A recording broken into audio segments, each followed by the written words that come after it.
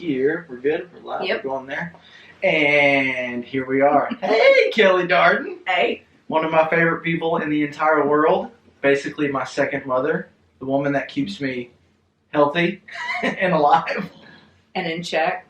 And in check as well. That's Yep. a full-time job. Yes, yes. There's a special place in heaven for Lynn Sticker. Yes. That's my mother. My madre. Awesome lady. Yeah. Awesome So, welcome to the man cave, the Thunderdome. Glad you can come in here. I've been trying to get your husband in here, but he won't. I haven't got. Okay, wait. He says that he's not funny enough to come in here. But this is the thing. If you want to do a political podcast and 10 full hats. I tell you what I want. I've told him too. I said I want to talk about conspiracy theories. Then he needs to do this. Yes, Yeah, because he is got a brain Well, and it's been accurate. That's the really scary, creepy, crappy part about it is it's been accurate. When he told me a few years back, when was it TSA or whoever was spying on cell phones, or who was that? Was that the Whatever, agency? yeah. Somebody's spying on cell phones. He told me he was we would text and he would send messages and say, "Hey, good morning, FBI, CIA, this and that." Exactly. I'd be like, "Seamus, you're paranoid. You're whatever." About 6 months later, news breaks: Verizon Wireless has been being spied on by some government. Mm-hmm. And I kind of turned and looked at Seamus and I was like, "Yeah, what?" And whenever he gets to talking about a lot of that stuff, I'm just sitting there going, "Oh, dear God, here we go." It's kind of like, here we go. And it's not because now. It's not because I think he's crazy. It's because I fear what he's talking about. Seriously, it scares me. I used to just think he was crazy, but think now he was crazy. Yeah. I'm just kind of like, man, Yeah. maybe he's not Maybe crazy. he's not. So the 5G thing, that's still that's 10 full hat thing. That's a little much. It's a little much, but I wouldn't put it past anything that Seamus says, because no. I mean, whenever you read that, and he's been listening to this, he's been listening to a podcast from a guy named Bear. This guy's pretty cool to listen to. Yeah. And he's been pretty. There's a few things that I don't agree with on that he talks about, like silver and gold and things like that. But he's been pretty accurate. Yeah, so anyways, so Seamus would be good for this. I'm gonna get him but we'll get him over here. Yeah. We'll get him over here. So you work in nursing. Mm-hmm. How long have you been in total? In 24 years. 24 years in the nursing field. And then August will be 24 years. I was just turned 20 years old. They say that the Lord protects the young and the dumb. I was both. I turned 20 May 31st. I graduated August the 12th with my LPN. Before that, I had been in healthcare since I was 13 as a candy strapper. What? A candy strapper, where you're a volunteer. Back in those days, now there's so much litigation, and you have to worry about all this HIPAA laws and all of this stuff. Yeah. You have to, whenever you're a volunteer in the hospital as a teenager, literally you make chart packets, or you do if in the nursery you might get to hold a baby. It's not anything real. Whenever I was a candy strapper back in what year was that, 89, you could actually do stuff. I mean, I actually helped the nurses do things. I worked medical records. I did all that. So I've literally been in a hospital setting since I was 13 years old. Jeez. Because I went from there. I did that till I was 16 till I could get a real job.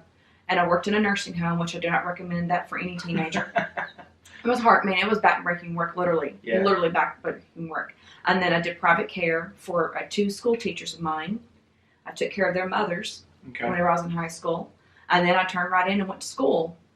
And then you met Seamus, and you've been taking care of his ass for... No, so you've been in and out, or in it for... Since I was 13 years old. Yeah, for in some capacity. In some capacity, yeah. Jeez, that's... But did you always know, that's just what you wanted to do? Since I was 3 years old. Really? Yes. What funny story, I don't know if... Because you know my dad, he used to always say when he was probably younger than Stone, 4 or 5... His dream job was being a garbage truck man. That was Seamus's. Are you serious? God. He wanted to be a garbage truck driver. My dad used to say, he's like, I want to be a garbage man. And that was his dream. That was his dream job. Yeah. Wow. So yeah. Some people, I guess, just kind of know. Mm-hmm.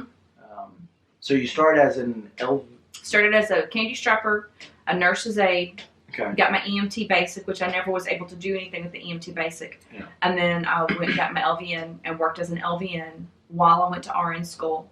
And LVN is licensed Vocational nurse. Now, yes. what do they do exactly? Those men and women are the ones at the bedside taking care of basically everything. Gotcha. In the state of Texas, they cannot they cannot document an assessment. You assess your patients, which you go in, you listen to heart and lungs, you look from head to toe, make sure no new bed sores, make sure that they're clean, all of those wonderful things. Yeah. But in the state of Texas, an LVN can't document all of that, and it'd be, I guess you could say, a legal document. It's a legal document, but they just can't say it's an RN assessment. Then your RNs, your upper.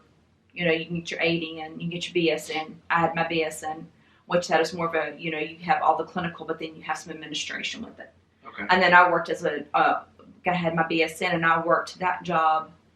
I graduated 2001, and RN school is where I met Seamus, because I had actually gone through a divorce in RN school. Okay. I went through a divorce. I left Christmas break my junior year in college. And I met Seamus the following March. The year. I left my ex in 1999. I met Seamus March 2001. So about a year and a half. I was on a date with another guy. Okay, and I know we're talking so much. I have you as a guest, but we keep talking about Seamus, Mhm. and I can't wait till he comes on here. But I do have, and he's told me in passing how y'all met, but I gotta hear, I've heard the story, but it's great. Please tell me the night y'all met. It's so good. So the night that we met, I was actually on a date with another guy. Yeah. And I was with my best friend and her. What number date was this with this guy? Was this first date? We had gone out a couple of shit. I don't know. We had gone out a couple of times. Okay. He was one of those that wanted to date me whenever I was with somebody, but when I was single, didn't want to date. He was a douche. So he was short. But anyway. What's wrong with short guys? No, he was short. I'm 5'10" on a good day. No, baby.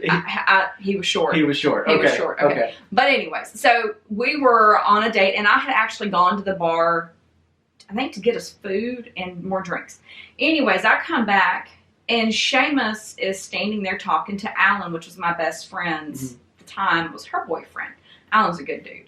I was sitting there talking to Alan, and he was wearing this OU shirt. Well, especially Seamus was. And especially during that time frame, whenever I didn't have kids and I had time to watch football, I was a huge OU fan. Big OU fan, yeah. Oh man, I like your shirt. To this day, you still are, because we talk the Red River rivalry. We talk about shit that week. We have to talk shit on that week. Yeah, but of course. I don't get to watch it like I used to. I mean, this was every freaking Saturday. I'm watching the foosball. Okay. Yeah. There was a good friend of mine from high school. I was delivering his baby. And I was running to the waiting room one night, watching, because I was running to the waiting room where the game was on, going in between his wife's delivery. Football and watching work. that, okay? So that's the kind of fan I was. But anyway, Seamus was wearing this shirt, and I was like, oh man, I like your shirt. He's like, I lost a bet. That's the only reason I'm wearing this shirt. This is my team. I thought, what a dick. So from the get-go. Oh, it gets better. So we're playing, what is it? Is it shuffleboard?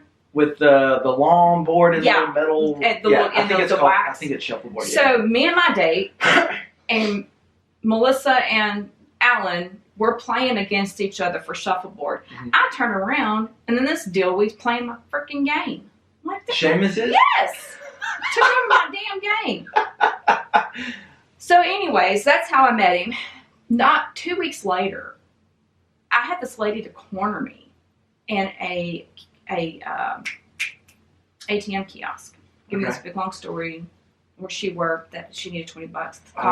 Anyways, so I ended up having to go to Foot Locker to get money from this lady. I'm so stupid. I walk in and there's Seamus. At Foot Locker. Because he used to work. He's told me he was he was assistant manager at Foot Locker. Okay. So I walk in there and I'm like, hey, I'm looking for this, I don't remember her name. And he turned around and he looked at this guy named Vince. He said, hey, Vince, we got another one. This lady was taking people for money and telling them that she worked in Foot Locker. Wow. And so then I ran into him again. So then I run into him again. It is St. Patty's Day. St. Patty's Day happened to be on a weekend that day. And I'm there with my best friend at a club called, one of my good friends at a club called Graham's. And there's Seamus, and we start yapping and talking to him and everything. And okay, you got to remember that I've never been a skinny girl, ever, okay? I've never been one of these little junk in the trunk. Little hard bodies. And this little hard body blonde, maybe thing, walks up to Seamus and whispers in his ear. And I'm like, and he starts talking. I'm like, fuck you, dude. Peace out. I'll walk away. Were you and Seamus on a date? No, Okay, we were okay. just talking. And then another girl comes up. He was cute. Seamus was good looking. Okay, he was. Wait, what do you mean was? Oh no, now he's my big sexy. But he was this good looking, young guy. Fit, oh yeah, baby. He was that ass. Easy. But anyways, so I'm thinking, fuck you, dude. So I turn around and I walk away. Mm-hmm. And he claims that he was looking for me. That not whatever. I don't even know. So then I run into him again at the same club, and we hit it off. So you just it was repeated running into each other. He pulls a douchebag move a couple of weeks later, and I mean just like a total freaking douchebag move. he went from sweet to douche, sweet to douche, sweet to douche. As most guys do. I will be the first to admit it. Like for guys. Yeah, for the most part, we're douchebags. But and you're right. We just do stupid shit. You just do stupid shit. Yeah. Especially when there's alcohol involved. It gets amplified. Yes, yeah, that's correct. There's alcohol involved, and that was whenever he was always. I don't know. I don't think Seamus knew how to take me. How to take me back in those days, because I am basically what I am now. Then it just. Kind of out there, you just don't really have a filter. I have straight up. And my filter's gotten even less with age, and my bullshit factor is not there. Yeah. Back then, I still had a bullshit factor. Now I don't have one. Yeah, you're just you're just blunt. You tell them what up, and that's how it is. And I don't think Seamus knew how to take me, and then also that can be very intimidating for some guys. Yeah. Especially when you got somebody that just kind of tells you like it is. Strong personality. Yeah. They've got a career. They don't need you. They want you in your life. They don't need you in their life. Right. Yeah. And that's one of the things that he still admires about me, because if something were to happen to my husband tomorrow, God forbid, I could take care of myself and I could take care of my brother. Oh, yeah. No shit, right? Yeah. But you would be. Yeah. You don't need no man, as they say. Well, my husband knows that I can take care of myself and I can take care of our boys. And we will be okay in that aspect. That's a strong trait to have. And he's not intimidated by that. Where some people are, he is not intimidated by that anymore. Or if he ever was. But anyway. So that's how y'all met. That's how we met. Just ran into each other a bunch of times. He was kind of a douchebag and I'm one. I'll call you out, your douchebag. That's awesome. So while all that was happening, you were in RN school? I was in RN school. Okay. Yep. Because I met him in March and I graduated in May. Ah, okay. Yeah. And then you worked, now RNs, they're kind of multifaceted nurses, like they can kind of work in any, like emergency room, delivery. Labor and delivery, emergency room, surgery, your RNs and the surgical suites are like circulators. I never did circulating. That surgery was not for me. I commend those men and women that do. Why do you say that? I don't like the OR. It's just not for me. Mm-hmm. It's just not my thing. Yeah. Seeing somebody, I guess. I'm a very smell oriented person. Gotcha. And the OR is very, very strong in odors, and it's just not for me. Can't do it. Can't do it. And then, but there are some people that is their thing, and that's wonderful. Thank God for them. So it's just not my thing. So I was in RN school, and I graduated in May, and Seamus and I were at that point where, okay, we're going to be serious with this, are we going to shit or get off the pot? Right, type thing, Yeah. Because by the time I had met him, I was full of bullshit. Okay, I'm done with this. Yeah, and my career's going, so let's get going. So I actually left from Wichita Falls and went to Dallas and worked in a Dallas emergency room. Mm-hmm. And in Dallas ER. Those, I would imagine, as far as that's where the good stories come from. What's one of the craziest, what's something that somebody came in that you saw that just made you go like, whoa? I'm sure you have tons. But what's maybe like the most? Well, I never worked in a trauma center, so I always worked in like cardiac, stroke, things like that. Okay. And so I never really worked in. Now I have seen trauma whenever I worked in Graham. When I worked in Graham as an LVN, and then I ended up going back to Graham from Dallas. Mm-hmm. I was a labor and delivery nurse, but we were a tiny little hospital, so we would float to other areas of the hospital. And I would do a lot of, I prefer to float to the ER. I hated med-surg nursing. But I would float to the emergency room. And we would have a lot of bad wrecks. Because there in Graham, even though we wouldn't keep them there, we would get them stable. We'd call Fort Worth. Fort Worth would send a chopper, and we would send them out. Mm-hmm. And, I mean, we saw some bad things. You know, it always involved alcohol. Every damn time it involved alcohol. And there's nothing like the smell of alcohol, blood, and dirt, and lake water. And so if you're able to, and go ahead and warn everybody, this is graphic. I mean, can you go into detail about maybe some of the worst injuries you've seen? I saw a guy that was perfectly lucid and telling us all about it. That was literally had a laceration. This was 20 plus years ago. Had a laceration from one ear to the other ear across the back of his head, and it was zigzag. Like you could literally lift it up and you could move his face. Whoa. And he was awake. He was just hanging out. Yeah, hanging out. Hey. Yeah, joking around about his weight because we had to ask him his weight so we could put him on the chopper to get him to Fort Worth. Wow. Car wreck. He was a car wreck. Wow. And he was a big dude, and they were in a Ford Mustang and flipped it and whopped his head. And both of these guys were fine. They had been drinking. They weren't drunk, but they had been drinking. Mm-hmm. And then I seen somebody that bilateral broken femurs, and when they're sitting and out, dude, done. I don't ever know what happened to that person. I always wondered whatever happened, because we would call Fort Worth and get updates on our patients because you build that rapport with them, you know. Sure. And then I had a really good friend from high school blow his brains out and lived for about 4 or 5 hours. Yep. How? Good, strong heart and lungs, man. The brain stem hadn't herniated. Whoa. Yeah. That was horrible. That gave me nightmares. That really bothered me. And my dad was the first part of my life, my dad was a police officer. Mm-hmm. And prior to me being born, he was a police officer. But whenever they found out, he also found out that my mom was pregnant.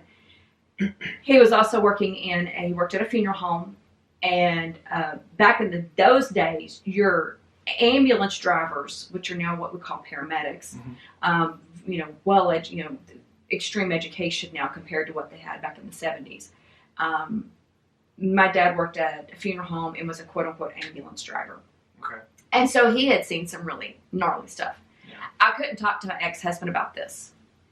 Number one, we're not supposed to take stuff home with us, but sometimes, damn it, you take it home. It's ingrained in your brain. You know, you got. And I would try to, and I was really upset because this was a friend of mine from high school. I partied with this kid. I knew him. Had a personal connection. Had a personal connection. And, he comes in with, brain tissue on the table. And good night. It was horrible. And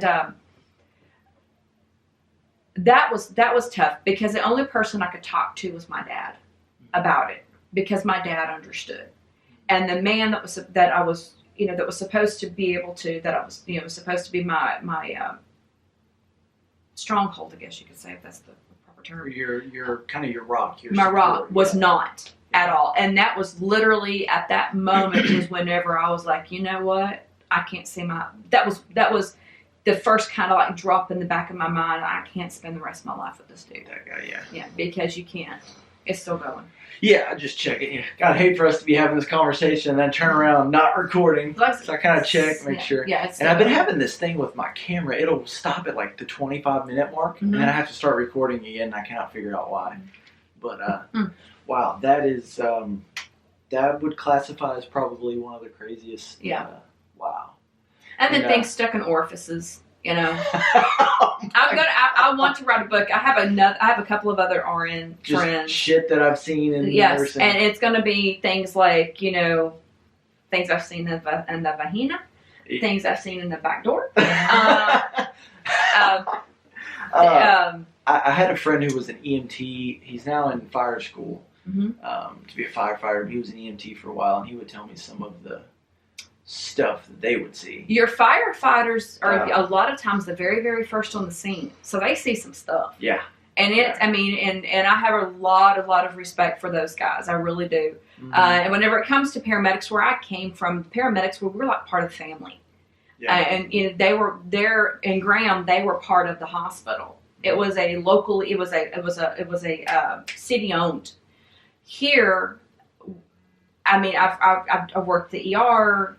You know, I've worked labor and delivery, postpartum, worked nursery NICU. Now I'm a nurse practitioner. Yeah. And I have never been treated so disrespectfully in my life as I get treated by paramedics here. Really? Yes. Wow. Why do you think that is? Paragod syndrome. I don't know. Like, they treat you like you're stupid. But for always, I have always completely respected our law enforcement and our firefighters and our EMTs, because they're the first on the scene. But your firefighters, baby, they are, majority of the time, they are the first on the scene, and so they see some stuff. So anyways, now I'm where are we going now? We're going. Yeah. So and you did. How long did you work in nursing before you pursued nurse practitioning? That was. Okay, I graduated LVN in '96. Graduated RN in 2001, and I graduated with my nurse practitioner in 2011. So years. About 14 years. Oh, in total, yeah. Well, yeah. 14. What was that? Well, because we were friends. I've known you guys for 15-ish years. We were friends, and I remember when you were doing nurse practitioner school. Yeah. You got to witness that journey. That was awesome. Oh yeah, you were like work all day, come home, study. Yeah. Oh. Well, it was I remember taking the only tennis lesson that I've had since I stopped playing tennis with the West End Wandas was with you.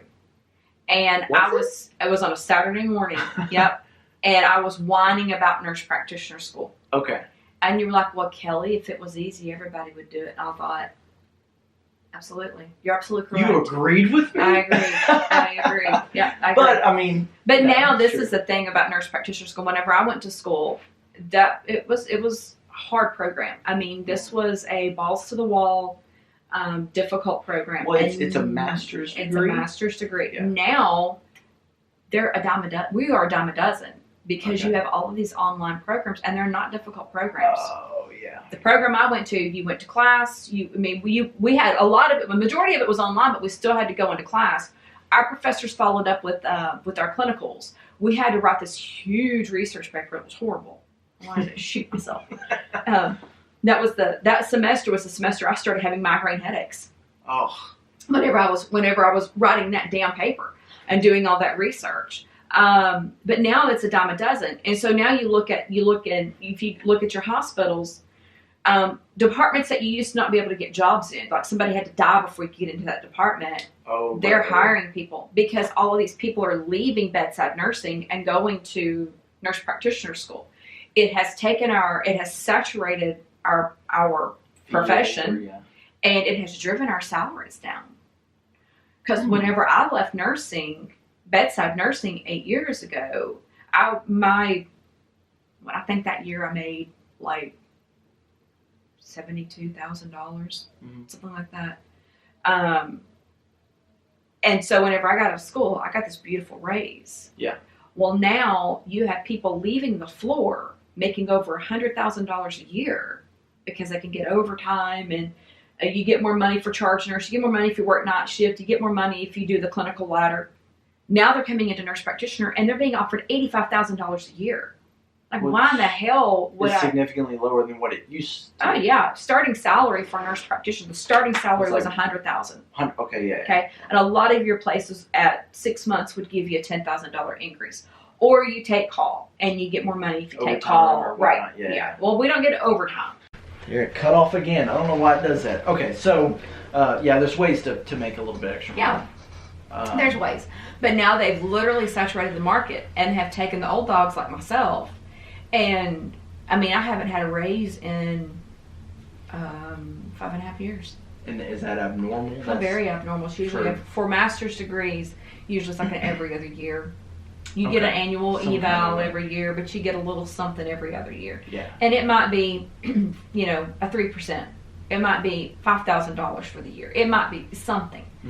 And so the difference between a registered nurse who maybe works in hospitals, typically what I think of, Mhm. and a nurse practitioner, what exactly are the differences as far as what you do daily? I'm at what they call advanced practice. So I can charge for my visits. I can document. I can write prescriptions. Not all prescriptions, okay?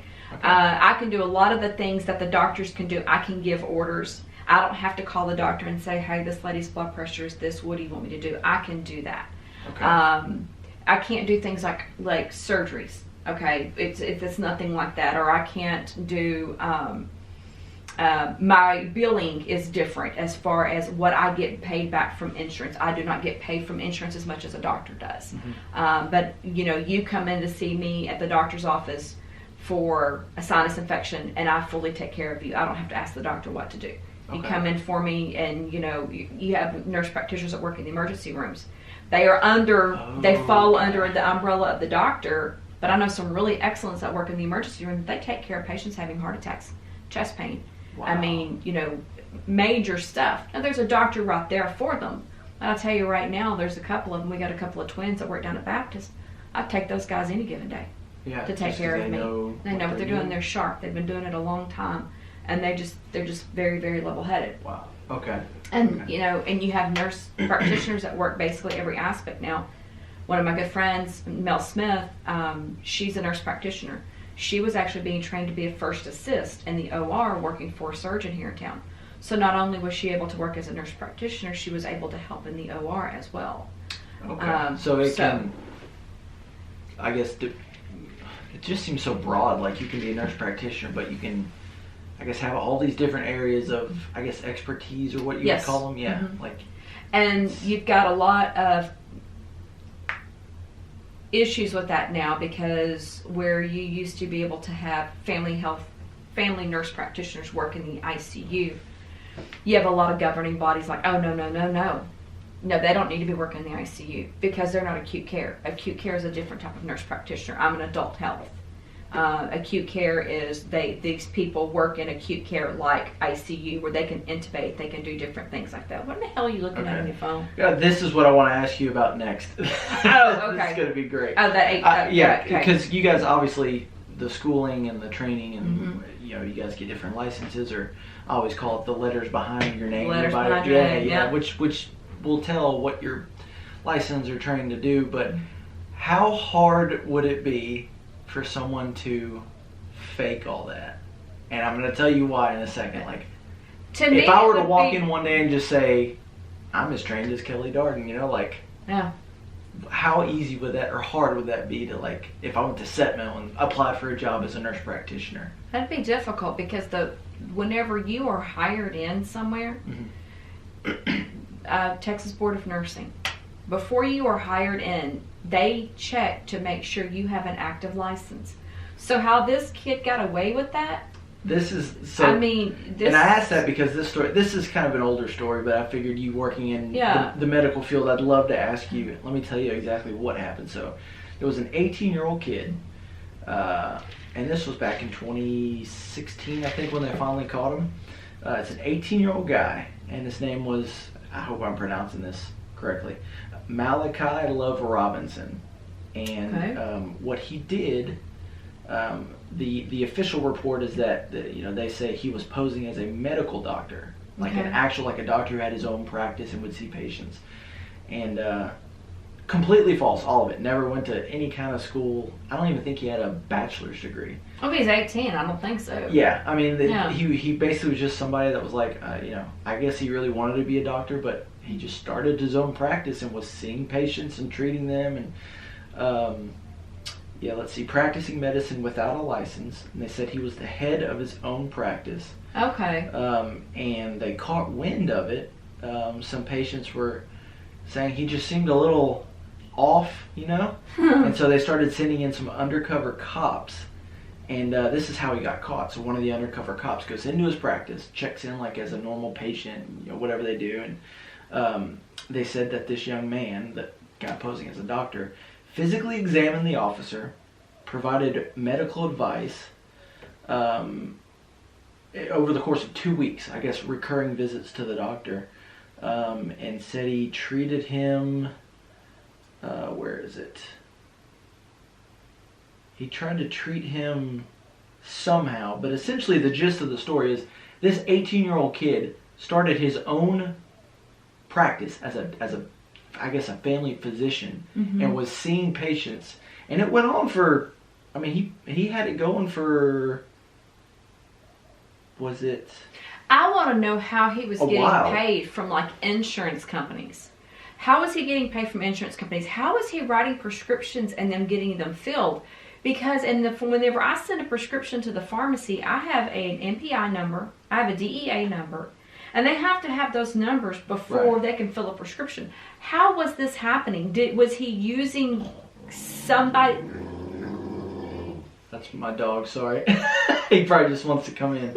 Yeah, so, but now here's another, maybe kind of a twist to it, is his website said that he utilizes physiological, psychological, and mechanical methods such as air, water, light, heat, earth to treat patients. Now, if that doesn't scare you away, I don't think I would go see that. Honey, you'd be shocked at the people that would be like, "Oh, he's holistic. Let's go see him." Gotcha. Okay, true. Use some. But let's use some essential oils. He had a Facebook event that had a grand opening for his medicals. I mean, he went full 9 yards. Oh my God. Like full blown.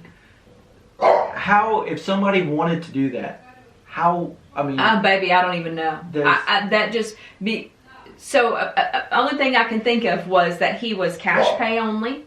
Like he wasn't filing on insurance. Okay. There's that always a possibility. We have physicians that do not even want to deal with insurance companies, and it's a cash pay only.